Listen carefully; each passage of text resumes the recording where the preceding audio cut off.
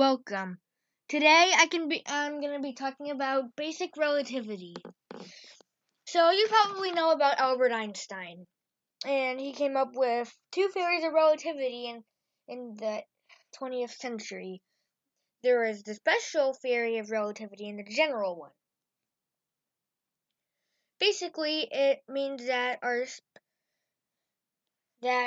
our universe is in 4 dimensions, and 3 spatial, 1 temporary. The 3 spatial ones go up and down, left and right for 2-dimensional objects and 1-dimensional ones. And then the 3rd dimension is a z dimension if the other ones are x and y. The z dimension goes forward and back, which makes it 3D.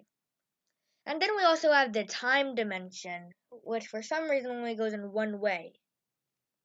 And if there's multiple time dimensions and time can also be ran backwards, then that also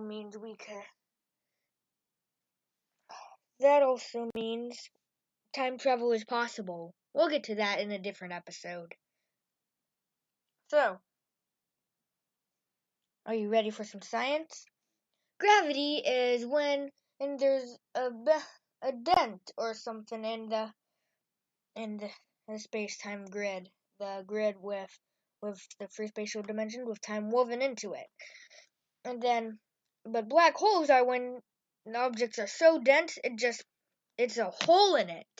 It's a hole in the space-time continuum. Or just space-time, maybe not continuum though. But time is relative, which means time can go by faster for you while you're zooming towards a black hole, while a friend that would be a couple miles away that still saw you because he zoomed in would see you getting slower and slower until you hit the event horizon, which anything can enter but nothing can get past. So, because of this, black holes become 10 times creepier. And they can and also spaghettification is also creepy too. It's the property that when you're falling into a black hole, the tidal forces on your feet are stronger than the ones on your head. So you get taller, but maybe too tall. You get stretched and ripped until you're in your atoms or even elementary particles if it's powerful enough. So you turn into plasma falling into the black hole, but an observer would see you get taller, and then also after you pass the event horizon, he would see you getting redder and redder and extremely red-shifted until you're gone.